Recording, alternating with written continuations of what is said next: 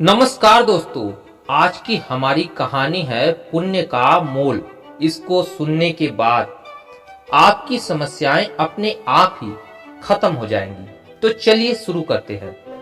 एक व्यापारी जितना अमीर था उतना ही दान पुण्य करने वाला था। वह सदैव यज्ञ पूजा आदि करता रहता था। एक यज्ञ में उसने अपना सब कुछ दान कर दिया। अब उसके पास परिवार चलाने लायक भी पैसे नहीं बचे थे। व्यापारी की पत्नी ने उसे सुझाव दिया कि पड़ोस के नगर में एक बड़े सेठ रहते हैं। वह दूसरों के पुण्य खरीदते हैं। आप उनके पास जाइए और अपने कुछ पुण्य बेचकर थोड़े पैसे ले आइए, जिससे फिर से काम धंधा शुरू हो सके। पुण्य बेचने की व्यापारी की बिल्कुल भी इच्छा नहीं थी, लेकिन पत्नी के दबाव और बच्चों की चिंता में वह पुण्य बेचने को तैयार हुआ। पत्नी ने रास्ते में खाने के लिए 4 रोटियां बनाकर उसे दे दी। व्यापारी चलता चलता उस नगर के पास पहुंचा जहां पर पुण्य के खरीदार सेठ रहते थे। उसे भूख लगी। उसने सोचा नगर में प्रवेश करने से पहले भोजन कर लिया जाए। जैसे ही उसने रोटियां निकाली, एक कुतिया तुरंत के जन्मे अपने 3 बच्चों के साथ उसके सामने आ खड़ी हुई। कुतिया ने बच्चे जंगल में दिए थे। बारिश के दिन थे और बच्चे छोटे थे, इसलिए वह उन्हें छोड़कर नगर में नहीं जा सकती थी। व्यापारी को दया आ गई। उसने एक रोटी कुतिया को खाने के लिए दे दी। कुतिया पलक झपकते ही रोटी चटकर गई, लेकिन वह अभी भी भूख से हाँफ रही थी। व्यापारी ने दूसरी रोटी, फिर तीसरी रोटी और फिर चारों रोटियां कुतिया को खिला दी। खुद केवल पानी पीकर सेठ के पास पहुंचा। व्यापारी ने सेठ से कहा कि वह अपना पुण्य बेचने आया है। सेठ व्यस्त था। उसने कहा कि शाम को आओ। दोपहर में सेठ भोजन के लिए घर गया और उसने अपनी पत्नी को बताया कि एक व्यापारी अपने पुण्य बेचने आया है। उसका कौन सा पुण्य खरीदूं? सेठ की पत्नी बहुत पतिव्रता और सिद्ध थी। उसने ध्यान लगाकर देख लिया कि आज व्यापारी ने कुतिया को रोटी खिलाई है। उसने अपने पति से कहा कि उसका आज का पुण्य खरीदना, जो उसने एक जानवर को रोटी खिलाकर कमाया है। वह उसका अब तक का सबसे सर्वश्रेष्ठ पुण्य है। व्यापारी शाम को फिर अपना पुण्य बेचने आया। सेठ ने कहा, आज आपने जो यज्ञ किया है, मैं उसका पुण्य लेना चाहता हूं। व्यापारी हंसने लगा। उसने कहा कि अगर मेरे पास यज्ञ के लिए पैसे होते तो क्या मैं आपके पास पुण्य बेचने आता? सेठ ने कहा कि आज आपने किसी भूखे जानवर को भोजन कराकर उसके और उसके बच्चों के प्राणों की रक्षा की है ना, वही पुण्य मुझे चाहिए। व्यापारी वो पुण्य बेचने को तैयार हुआ।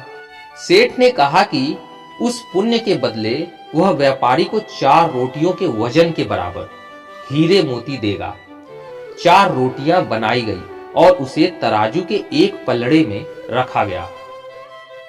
दूसरे पलड़े में सेठ ने एक पोटली भरकर हीरे जवाहरात रखे।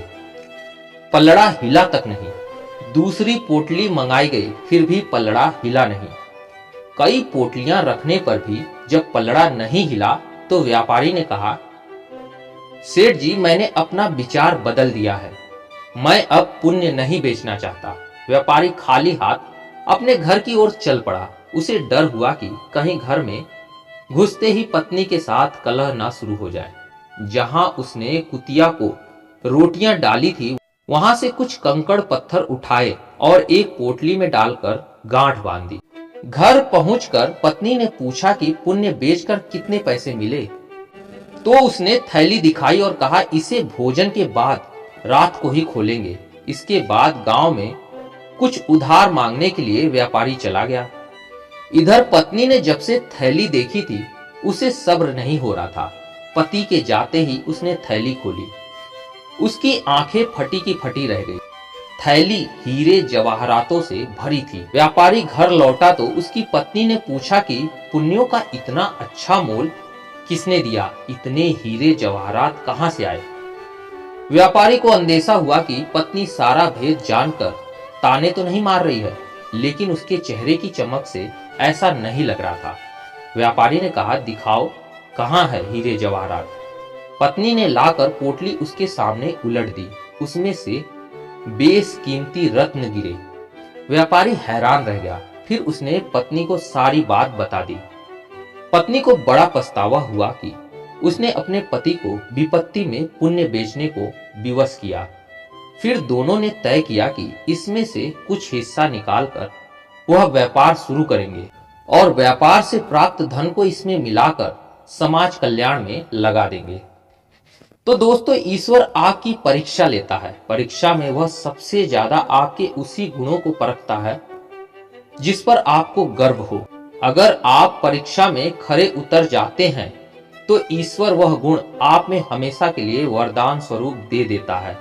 अगर परीक्षा में पास नहीं हुए तो ईश्वर उस गुण के लिए योग्य किसी अन्य व्यक्ति की तलाश में लग जाता है।